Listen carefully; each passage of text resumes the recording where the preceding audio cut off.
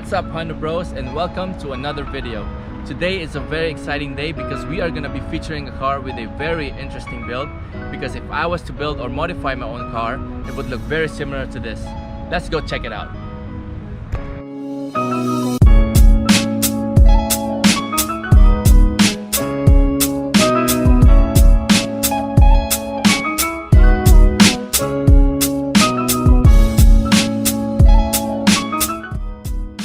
Hello, my name is Will, and this is my 1999 Honda Civic SIR EM1 in Milano Red.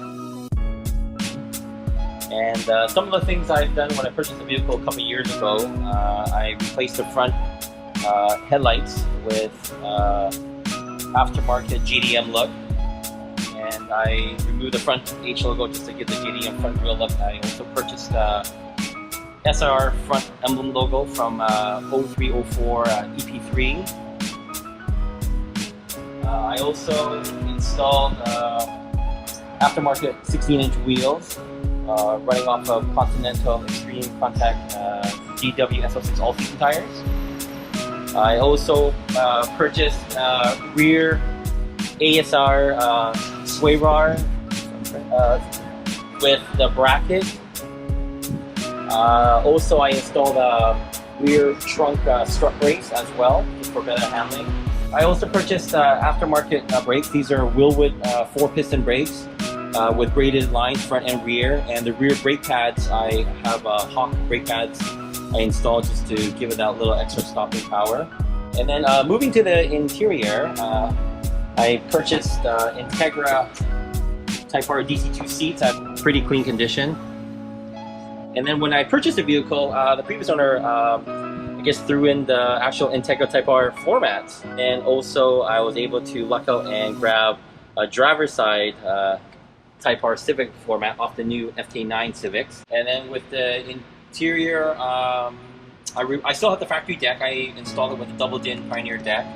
I also have factory JDM shifter boot. It has stiffer shifter bushings, just reduce that free play. I also have Momo Course steering wheel. I also installed S2K cluster, and then I also have the instrument cluster to install my gauge pods for my boost. Also for the rear seats, I got Acura EL leather rear seats just to give it that extra luxury look. Nice.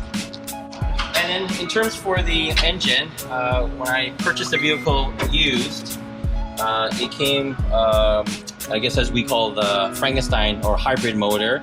It came with a B20Z2 bottom block to give it that extra torque. So it was a really good daily driver with a lot of low-end torque. And then as the months went on, of course, I wanted to start to modify a little bit, so I installed a cold air intake.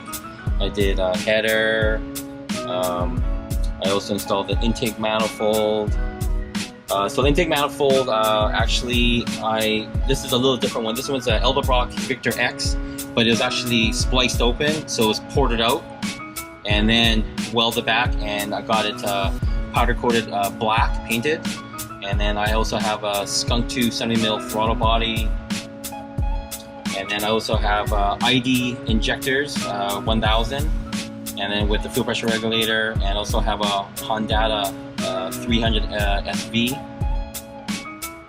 And then as time went on, I came across opportunity to purchase a turbo that I got from my friends over at MD Fabrication. So I was kind of like deciding whether I should or shouldn't just keep it NA. Oh, and then before I boosted it, NA, I was pushing 176 rear wheel horsepower.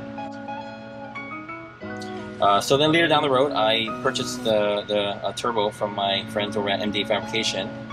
And I got T3, T4, 58 trim turbo, which makes approximately around 400 horsepower. And then I also had to purchase this different type of exhaust manifold, which is called the Ram horn style. And this design is so that you can still have your AC compatible with it. So we had to do a bit of a fabrication over at MDA to redo my AC lines. They had to fabricate my power steering bracket just so that it can fit in there. Otherwise, the factory ones would have touched. And then I had to reverse my AC condenser and also the fan.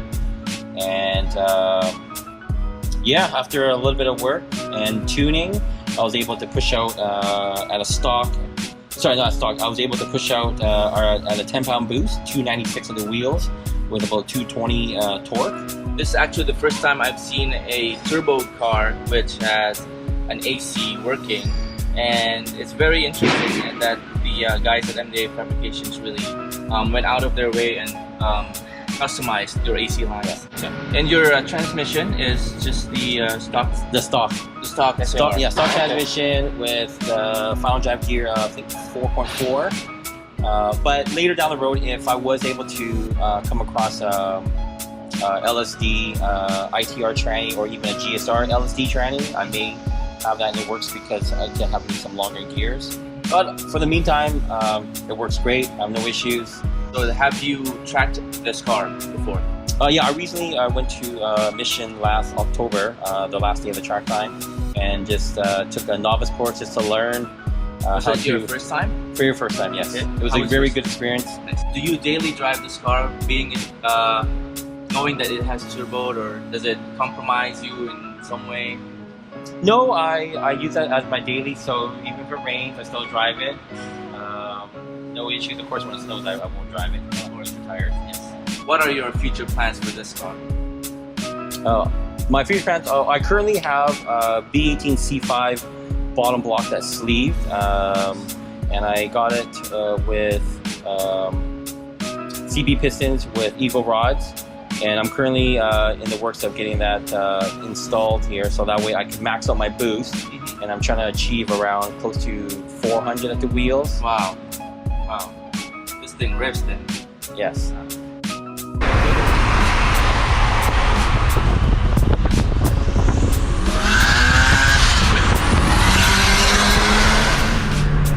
Woo!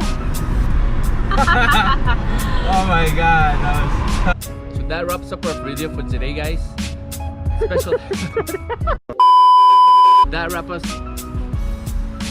wraps up. Comment section down below. I hope you guys watching enjoyed.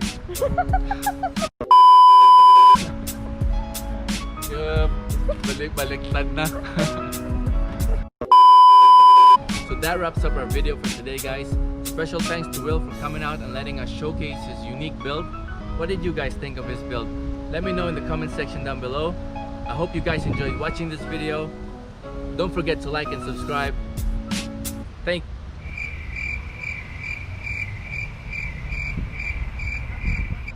you.